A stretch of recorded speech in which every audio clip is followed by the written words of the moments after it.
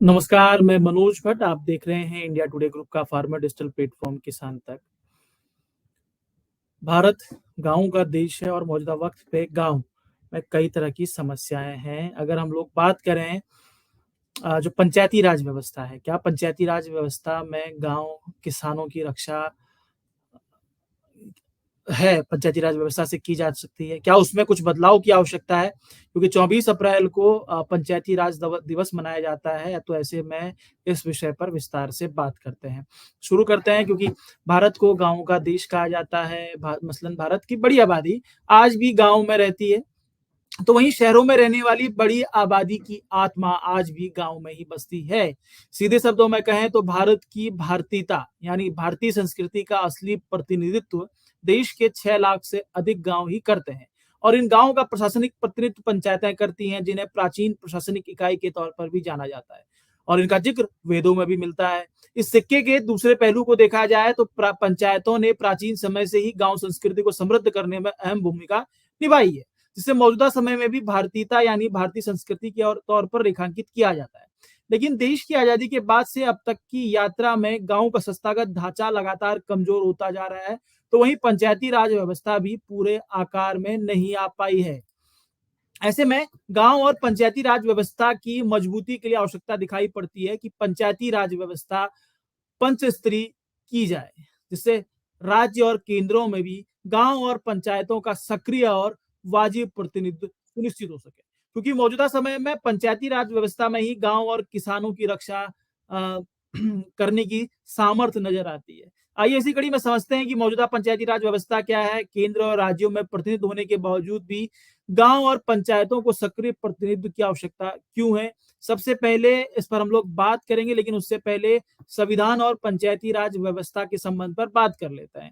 इसको लेकर हमने तीसरी सरकार अभियान चला रहे पंचायती राज व्यवस्था को लेकर डॉक्टर चंद्रशेखर प्राण जी से बात की, तो उन्होंने बताया कि 1935 के इंडिया एक्ट में ही पंचायत का प्रशासन का जो विषय था वो राज्य सूची में रखा गया था।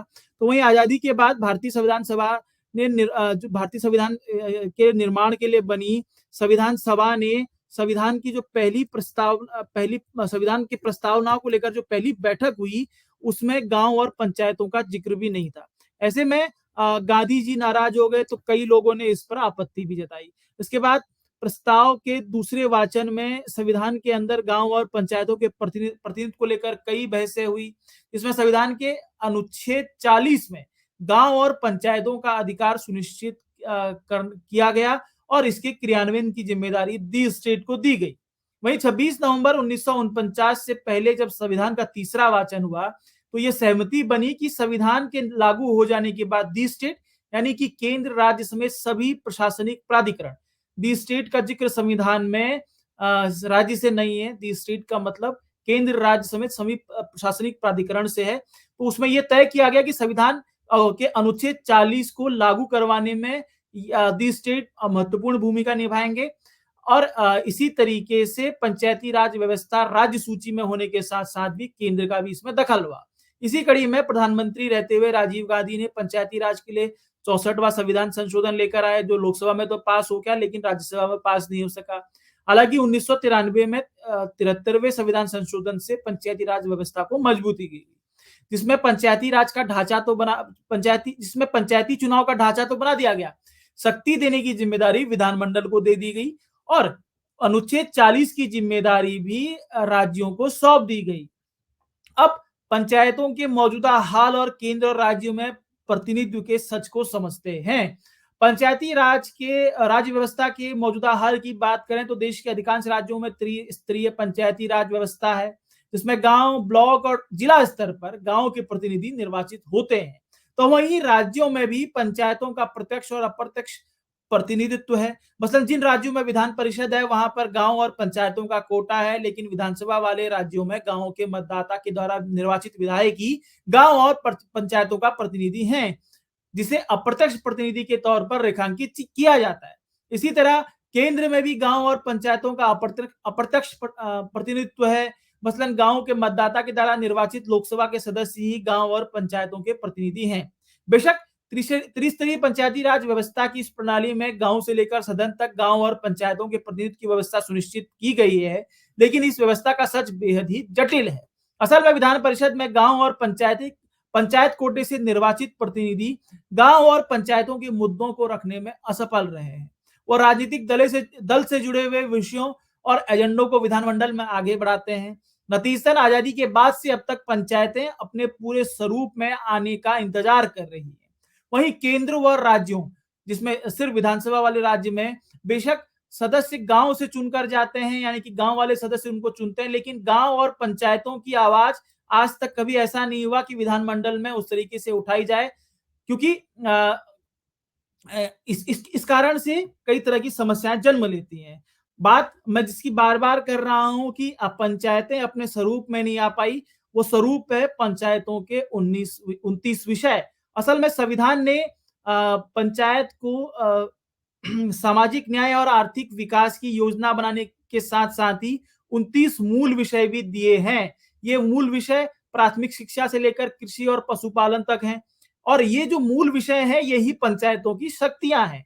और ये सभी जो शक्तियां हैं, यही शक्ति जिसे कह सकते हैं 29 विषय की, यही किसान और गांव का रक्षा करने के साथ-साथ ही गांव का भविष्य भी है।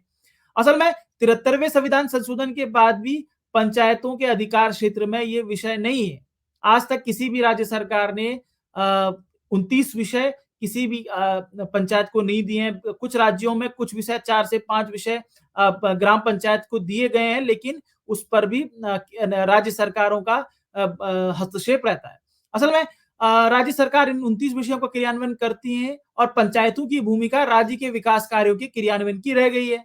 अगर किसी पंचायत को ये 29 विषय आवंटित हो, तो संभावित तौर पर ग्रामीण स्तर पर प्रशासनिक योजनाओं को मजबूती मिलेगी। कहा जा सकता है कि पंचायतों का ये मजबूत स्वरूप भी गांव और किसानों की रक्षा करेगा। इसको लेकर किसान महापंचायत के राष्ट्रीय अध्यक्ष रामपाल जाट से जब मैंने बातचीत की, तो वो इस बात का पुरजोर समर्थन करते हैं कि पंचायतों को 29 विषयों के अधिकार आवंटित किए जाने चाहिए। यही पंचायतों की असली शक्तियां हैं।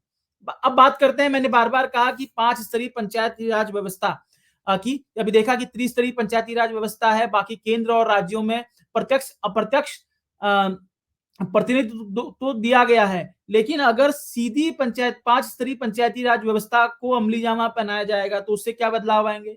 असल में ग्लोबल होती दुनिया में राज्यों और केंद्रों में पंचायतों का सक्रिय और वाजिब प्रतिनिधि की जरूरत दिखाई पड़ती है। बेशक त्रिस्तरीय पंचायती राज व्यवस्था में केंद्र व राज्यों में पंचायतों का प्रत्यक्ष अप्रत्यक्ष प्रतिनिधित्व है, लेकिन ये प्रतिनिधित्व सिर्फ खाना पूर्ति नजर आता है। नतीजतन आज भी देश में पंचायती राज व्यवस्था अपने संवैधानिक अधिकारों से वंचित है, जिसे गांव से हो रहे पलायन, ग्रामीण बेरोजगारी दर, फसलों का वाजिब दाम न मिलना जैसी समस्याओं की वजह माना जा सकता है।